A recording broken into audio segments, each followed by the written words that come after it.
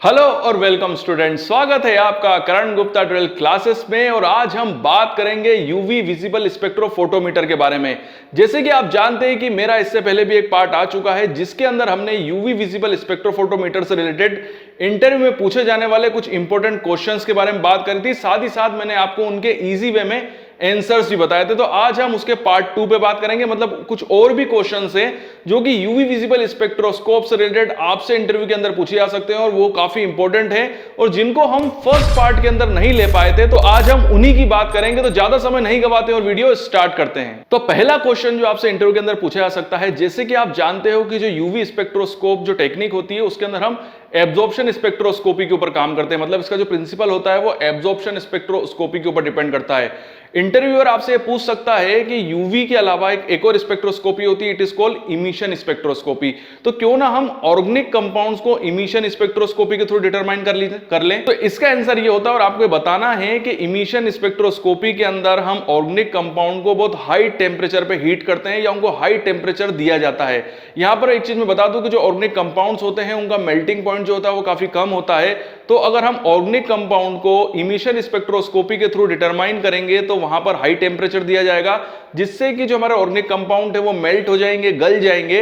इस वजह से हम इमिशन स्पेक्ट्रोस्कोपी के थ्रू ऑर्गेनिक कंपाउंड को डिटरमाइन नहीं कर सकते हैं। तो यही रीजन है कि हम ऑर्गेनिक कंपाउंड को एब्जॉर्प्शन स्पेक्ट्रोस्कोपी के थ्रू डिटरमाइन करते हैं। अगला क्वेश्चन ये आपसे पूछा जा सकता है कि जब कोई भी मॉलिक्यूल अल्ट्रावायलेट रेडिएशन या विजिबल रेडिएशन के कांटेक्ट में आता है तो उसके भी अंदर क्या चेंज होता है, क्या रिएक्शन होती है।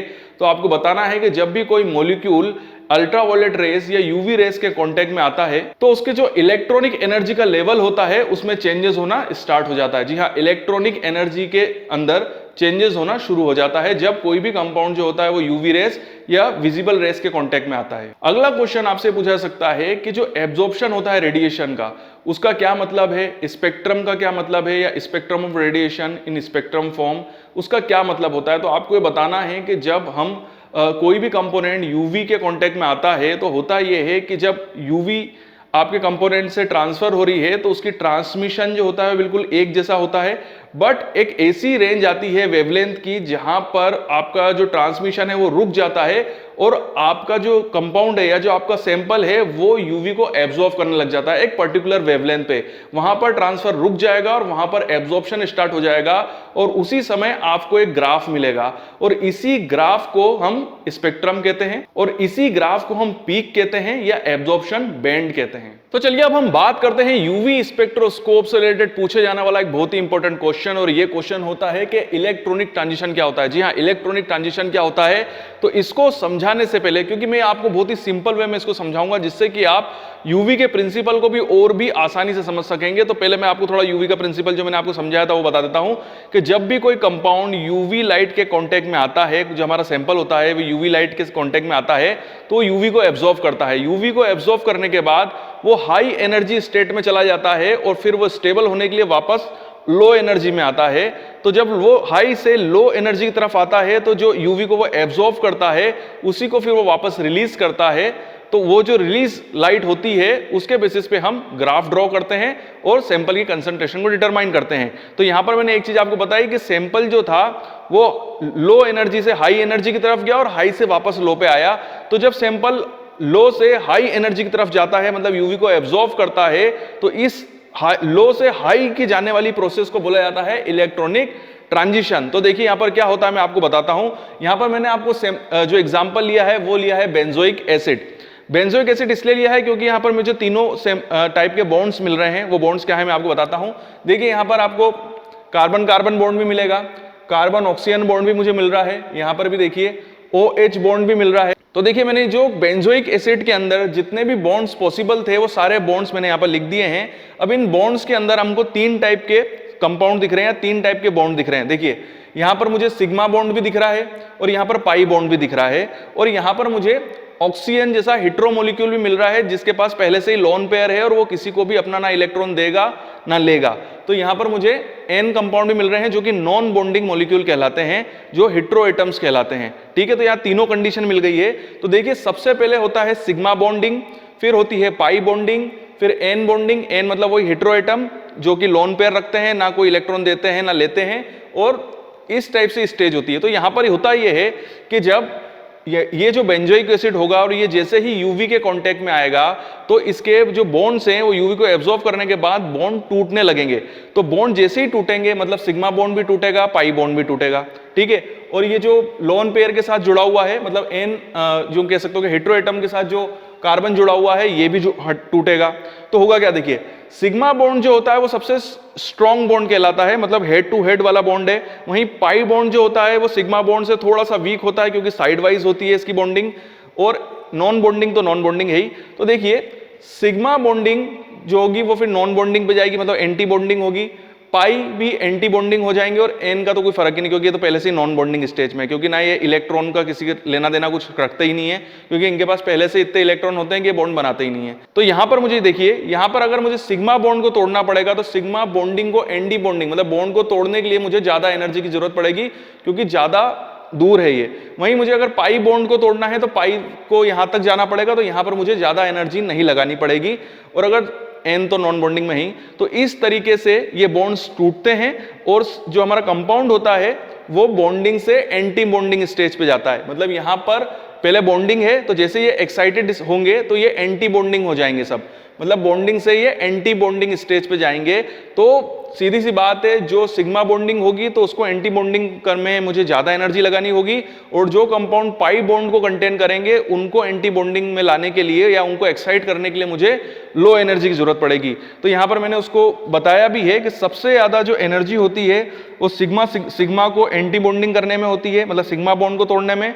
उसके बाद एन टू सिग्मा को तोड़ने में, उससे कम एनर्जी पाई, उसके बाद एन पाई, मतलब सबसे कम एनर्जी जो आपको लग रही है क्योंकि इन दोनों की डिस्टेंस सबसे कम है।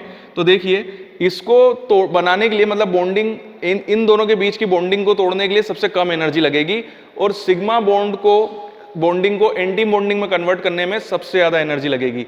तो समझ गए आप। तो ये एक प्रोसेस होती है ये मैंने इसलिए समझाया क्योंकि इससे रिलेटेड इंटरव्यू के अंदर काफी क्वेश्चन आते हैं, खासकर इलेक्ट्रॉनिक ट्रांजिशन से रिलेटेड। और इलेक्ट्रॉनिक ट्रांजिशन को अगर आप समझ जाएंगे तो आप ये भी समझ जाएंगे कि इसका प्रिंसिपल क्या है और कौन सा कंपाउंड किस तरीके से आपको रिएक्शन देगा, कितनी जल्दी वो एक्साइटेड होगा। क्योंकि अगर कोई कंपाउंड है जो केवल पाई बॉन्ड को कंटेन कर रहा है तो उसको एनर्जी या उसको एक्साइट करने में आपको ज्यादा एनर्जी नहीं लगानी है, मगर अगर आपके पास कोई ऐसा मॉलिक्यूल आ जाता है जो सिग्मा बॉन्ड को कंटेन करता है तो उसको एक्साइटेड एनर्जी लाने के लिए, उसको एक्साइट करने के लिए आपको ज्यादा एनर्जी की जरूरत पड़ती है, क्योंकि सिग्मा बॉन्डिंग के बीच में डिस्टेंस काफी ज्यादा है और सिग्मा बॉन्ड स्ट्रॉन्ग भी काफी होते हैं, इसलिए इनको टूटने में भी काफी टाइम लगता है। तो मैं आशा करता हूं कि आप ये वाला पॉइंट समझ गए होंगे कि इलेक्ट्रॉनिक ट्रांजिशन क्या होता है, बॉन्डिंग एंटी बॉन्डिंग क्या होती है, और ये बेंजोइक एसिड के अंदर जो हमको रिजल्ट मिलेगा वो भी उसी के हिसाब से मिलेगा। तो सीधा सा कॉन्सेप्ट है कि जो पाई बॉन्डिंग होंगे वो जल्दी एक्साइटेड हो जाएंगे तो उनकी पीक हमको जल्दी मिल जाएगी।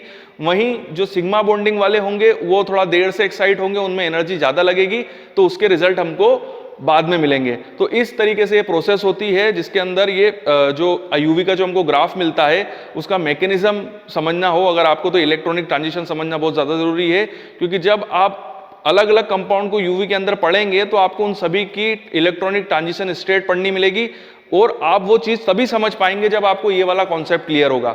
तो इसीलिए मैंने ये वाला पॉइंट क्लियर किया है आपको, जिससे कि आपको ये इलेक्ट्रॉनिक ट्रांजिशन वाला पॉइंट क्लियर हो जाए, जिससे कि आप इससे रिलेटेड क्वेश्चंस के जवाब बहुत इजीली दे सकें। अगला क्वेश्चन आपसे पूछा जा सकता है कि स्पेक्ट्रम और रिकॉर्ड ऑफ द स्पेक्ट्रम का मतलब क्या होता है। तो देखिए आपको इसका आंसर ये देना है, वो एक ग्राफ होता है और वो किसके बीच में प्लॉट किया जाता है, continuously changing of the frequency of wavelength in small portion of electromagnetic rays versus absorption और ट्रांसमिशन, या तो एब्जॉर्प्शन होगा या ट्रांसमिशन होगा। तो इन दोनों के बीच में ग्राफ प्लॉट किया जाता है जिसे रिकॉर्ड ऑफ द स्पेक्ट्रम कहा जाता है। अगला क्वेश्चन आपसे पूछा जा सकता है हाइड्रोजन बॉन्डिंग से रिलेटेड, और ये आपसे ये पूछा जा सकता है कि जो यूवी लाइट का एब्जॉर्प्शन होता है उस पर हाइड्रोजन बॉन्डिंग का क्या इफेक्ट पड़ता है। तो इसका आंसर ये होता है कि हाइड्रोजन बॉन्डिंग की वजह से जो अल्ट्रावायलेट विजिबल रेज का जो एब्जॉर्प्शन होता है वो शिफ्ट हो जाता है शॉर्ट वेवलेंथ्स की तरफ। अगला क्वेश्चन जो है, जैसे ही आप प्रिंसिपल बताएंगे उस प्रिंसिपल से रिलेटेड है। जैसे मैंने आपको प्रिंसिपल के अंदर बताया था कि जब हमारा कोई भी मॉलिक्यूल जो होता है वो यूवी को एब्जॉर्ब करता है तो हाई एनर्जी स्टेट पे चला जाता है। अगर आपसे उसी समय कोई क्वेश्चन पूछ ले कि जब मॉलिक्यूल हाई एनर्जी स्टेट पे चला जाएगा और उसी समय पावर का कट ऑफ हो जाए, पावर खत्म बंद हो जाए या इंस्ट्रूमेंट बंद हो जाए, तब क्या होगा। तो देखिए उस समय ये होगा कि जो मॉलिक्यूल हाई एनर्जी पे चला जाएगा वो वापस फिर लो एनर्जी की तरफ जाएगा। इस लो एनर्जी पे आने की प्रोसेस को बोला जाएगा डीएक्टिवेशन। और उस समय केमिकल जो हमारा मॉलिक्यूल है उसके अंदर किसी टाइप के केमिकल चेंजेस भी हो सकते हैं। ये डिपेंड करता है हमारे जो भी हमारा स्ट्रक्चर, जो भी हमारा सैंपल होगा, जो हमारा मॉलिक्यूल होगा उसके केमिकल नेचर के ऊपर। और इसका एग्जांपल है सिस और ट्रांस। कभी कंपाउंड जो होता है वो सिस में कन्वर्ट हो जाता है और ट्रांस में कन्वर्ट हो जाता है। अगला क्वेश्चन आपसे ये पूछा सकता है कि अगर हम सॉल्वेंट ऐसा यूज करें जो कि काफी ज्यादा पोलर हो, ठीक है, हम यूवी लाइट का एनालिसिस कर रहे हैं या यूवी एब्जॉर्प्शन कर रहे हैं और उस समय हम अपने सैंपल को बहुत ही ज्यादा पोलर सॉल्वेंट के अंदर डिसॉल्व कर लेते हैं, तो उससे एब्जॉर्प्शन पे क्या इफेक्ट पड़ेगा, साथ ही साथ जो एक्साइटेशन एनर्जी होती है, जो ट्रांजिशन एनर्जी होती है, उस पर क्या इफेक्ट पड़ेगा। तो इसका आंसर ये है। इसमें दो चीजें होंगी कि अगर हम किसी बहुत ज्यादा पोलर सॉल्वेंट का यूज करेंगे तो उस समय हमको कंपाउंड को एक्साइट करने के लिए या एक्साइटेशन एनर्जी में ले जाने के लिए काफी ज्यादा एनर्जी की जरूरत पड़ेगी, चाहे वो एन से पाई एंटी बॉन्डिंग में हो, क्योंकि मैं आपको बता चुका हूं कि एन से लेकर पाई एंटी बॉन्डिंग में ले जाने में हमको सबसे कम एनर्जी की रिक्वायरमेंट होती है।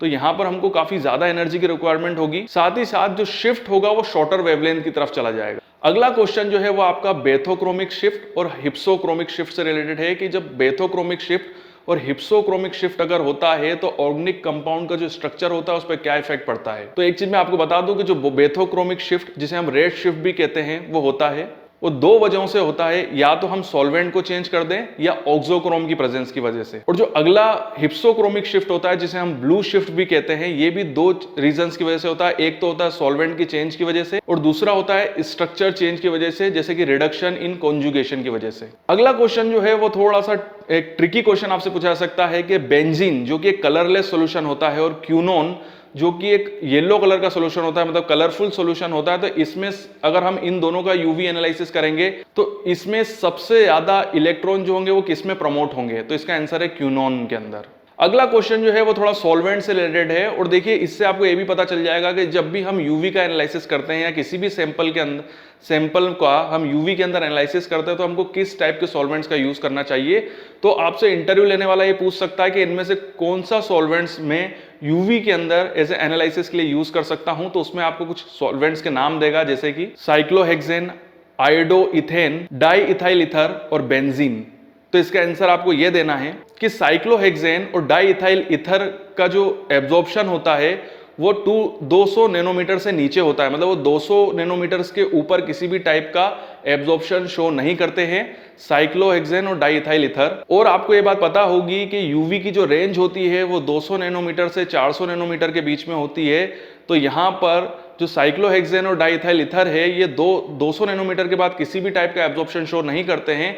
तो मैं साइक्लोहेक्सेन और डाईइथाइल ईथर जो होगा वो एज ए सॉल्वेंट यूज कर सकता हूं यूवी स्पेक्ट्रोस्कोपी के अंदर। वहीं बेंजीन और बेंजीन और आयोडोइथेन जो होते हैं वो 200 नैनोमीटर के बाद भी एब्जॉर्प्शंस को शो करते हैं, यूवी को एब्जॉर्ब करते हैं। तो अगर मैं बेंजीन और आयोडोइथेन को एज ए सॉल्वेंट यूज करता हूं तो वो सैंपल के साथ सॉल्वेंट भी अपनी एब्जॉर्प्शन शो करेगा, मतलब सॉल्वेंट की भी पीक दिखाई देने लग जाएगी, जिससे कि मुझे ये बात पता ही नहीं चलेगी कि सैंपल की पीक कौन सी है, सॉल्वेंट की कौन सी है। और हो सकता है कि मैं प्रॉपर कंसंट्रेशन को इन सॉल्वेंट्स के थ्रू डिटरमाइन ना कर पाऊं, इसीलिए बेंजीन और आयोडोइथेन को मैं as a solvent UV spectroscopy के अंदर यूज नहीं कर सकता हूं। तो ये एक बहुत बड़ा रीजन है सॉल्वेंट को सिलेक्ट करने का कि आप जो भी सॉल्वेंट यूवी के लिए सिलेक्ट करें, सबसे पहले आप ये पता कर लें कि वो सॉल्वेंट जो है वो यूवी को एब्जॉर्ब तो नहीं करता है, और अगर एब्जॉर्ब करता है तो उसकी रेंज 200 से 400 नैनोमीटर तो नहीं होनी चाहिए। अगर होगी तो फिर आपको बहुत प्रॉब्लम आने वाली है।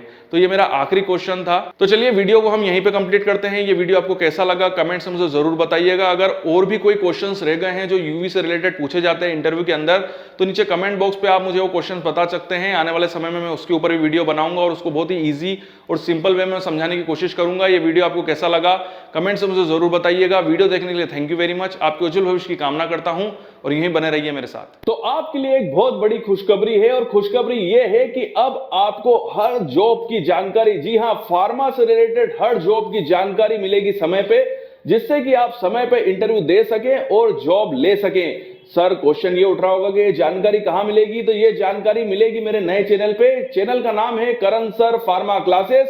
इस चैनल को सब्सक्राइब कर लीजिए, क्योंकि इस चैनल के थ्रू मैं आपको समय समय पे फार्मा इंडस्ट्री से रिलेटेड या फार्मा सेक्टर से रिलेटेड, चाहे वो गवर्नमेंट सेक्टर हो या प्राइवेट सेक्टर हो, उससे रिलेटेड जानकारी मैं आपको समय समय पे देता रहूंगा, जिससे कि कोई भी इंफॉर्मेशन, कोई भी न्यूज जो कि जॉब से रिलेटेड है वो आपसे नहीं छूट पाएगी। तो जरूर इस चैनल को सब्सक्राइब कीजिए और साथ ही साथ एक और इंफॉर्मेशन कि मैं आने वाला हूं लाइव, और समय समय पे मैं लाइव आके आपकी जितनी भी प्रॉब्लम्स हैं या जितने भी डाउट्स हैं उनको सॉर्ट आउट करने की कोशिश करूंगा। क्वेश्चन ये भी उठ रहा होगा कि सर आप लाइव कहां आने वाले हो, तो मैं लाइव आऊंगा मेरे फेसबुक पेज पे। मेरा फेसबुक पेज का नाम है प्रोफेसर करण अजय गुप्ता। फेसबुक पेज का लिंक मैं नीचे शेयर कर रहा हूं, वहां पे जाके प्लीज मेरे पेज को फॉलो कीजिए और लाइक कीजिए, क्योंकि वहां पर मैं आने वाला हूं लाइव और आपकी सारी प्रॉब्लम्स को मैं वहां पर सॉर्ट आउट करूंगा। तो यही वो जानकारी थी जो मैं आपको बताना चाहता था। वीडियो देखने के लिए थैंक यू वेरी मच। आपकी उज्जवल भविष्य की कामना करता हूं और यूं ही बने रहिए मेरे साथ।